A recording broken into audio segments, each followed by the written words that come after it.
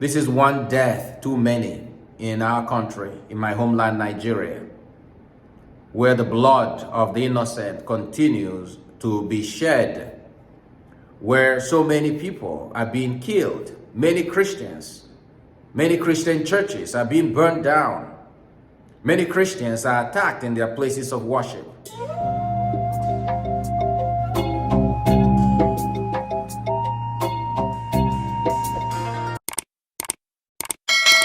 This morning, I received with sadness, yet the terrible story that a Nigerian seminarian has been murdered. Danlami,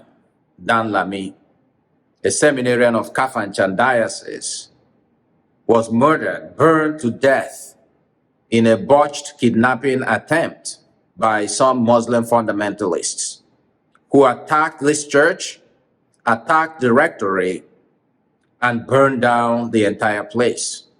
The two priests luckily escaped, but poor Naaman, at night sleeping in the peace of Christ, was burned to death.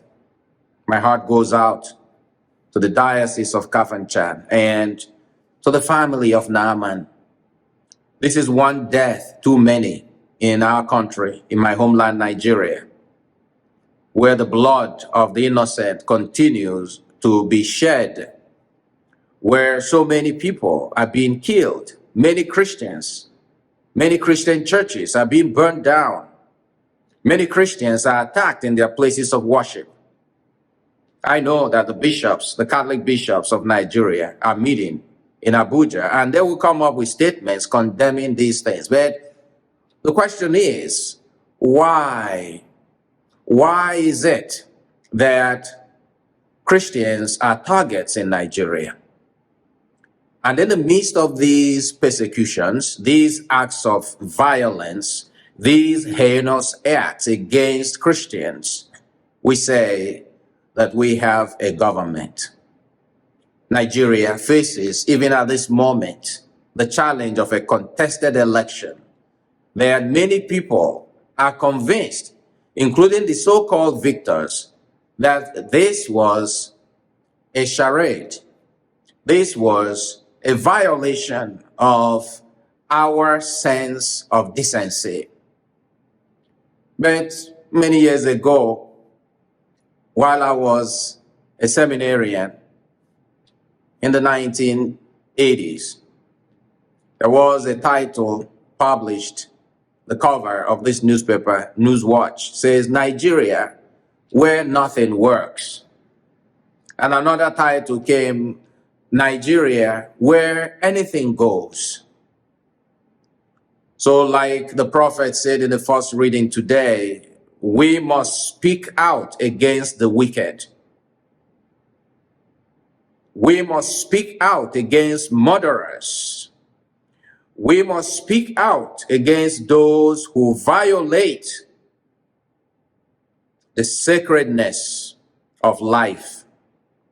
We must speak out against those who steal our votes, who compromise our judiciary, who destroy our state houses with plots for destruction. We must speak out against those who are stewing on the blood of the innocent, those who are creating this wretched poverty in the land of a country so rich, so blessed, of a country that has such a beautiful climate, beautiful vegetation, arable land, but our politicians have become murderers, some of them. Our politicians have turned a blind eye to these killings. Some of them are participating in these killings. Some of them are sponsoring these killings. We must speak out that this is not what God wills for our country. And our bishops, our priests, our sisters, all men and women of God must speak out, not simply with words, not simply with letters and statements. I think that Nigeria is suffering today because we, all of us, including myself, have failed to rise up to the values and virtues of our religion. We have failed to live in our lives this sacrificial nature of our religion. That is why when our bishops meet, how are we preparing for this meeting in Abuja? People were preparing by trying to raise 80 million. At a time when so many people are dying of hunger and starvation. At a time where many Christians are living in IDP camps, running away from their homes, running away from their churches, like the people of Israel. How can we sing the song of God, of Zion, in IDP camps, internally displaced persons in their own country? We must return to God, brothers and sisters. We must return as a church to being with our people, dying for our people, crying with our people, and bringing them down from the cross and lifting this weight from their shoulders of constantly asking them for money for everything and anything. We must stand up against the government of the day by refusing to compromise our faith. Church leaders must stop asking for money from government or standing behind politicians. Because the reason that we preach wonderful homilies, we make wonderful speeches, the reason that people are no longer hearing us is because we are not living the message. We are becoming a compromised church where anything goes. Whereas the persecution that our people are suffering, that our faith is suffering, should become the driving force that if we don't stand up and defend our faith against the wickedness of evil men and women, if we don't stand up to defend our nation against politicians who use us, who exploit us, who manipulate us, then there is no future for Nigeria. There is no future. There will be no future for the next generation. And so, like the second reading says today, owe nothing to anyone other than love.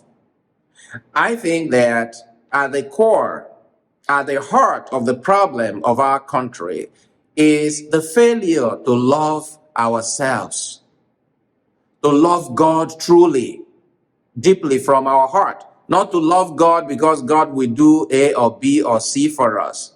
We are not in a transactional relationship with God, where God has to do what we want because we are praying and asking God for those favors. Rather, we are in a covenantal relationship where God loves us from source, from our beginning. And God is asking us to live according to God's commandments. For righteousness exalts a nation. Sin and abomination, the kind that we see in Nigeria, hurts and breaks God's heart. How does God feel today about our country, where millions of people are suffering and dying from hunger and starvation in a country that is so rich? How does God feel that millions of our churchgoers are being burdened every day with so much request for money, where we can live simply so that others can simply live, where we as church leaders, whether you're a bishop or a cardinal, archbishop, whether you're a sister, we have to tone down the noise so that we can listen to God and listen to the voices and cries of our poor people. We need national reconciliation, and that's what the gospel says about people who are sad, people who are hungry, people who have been offended against blood of people that have been murdered. So many people are sad and angry in our land. There is so much going on. And the message today, brothers and sisters, is that we must return to God. We must return to love. And we all Christians must stand up to defend our faith. And defending our faith should begin with our living out our faith faithfully. And we must stand with our people. And that requires that we stand with the poor, with the persecuted, with the oppressed, with the downtrodden, with those who are being manipulated, with those who are being exploited. That requires that the church today in Nigeria must not stand with the politicians, with these caterpillars of our commonwealth. Like the prophet said, we must speak up against the wickedness of our leaders today, who do not care about the pain and tragedy that is life today in Nigeria. But all of us must unite as one people to fight the good fight, to restore sanity to our nation, and to restore peace, prosperity to this blessed land. May the soul of Seminarian Naaman and the souls of all the faithful departed, through the mercy of God, rest in peace.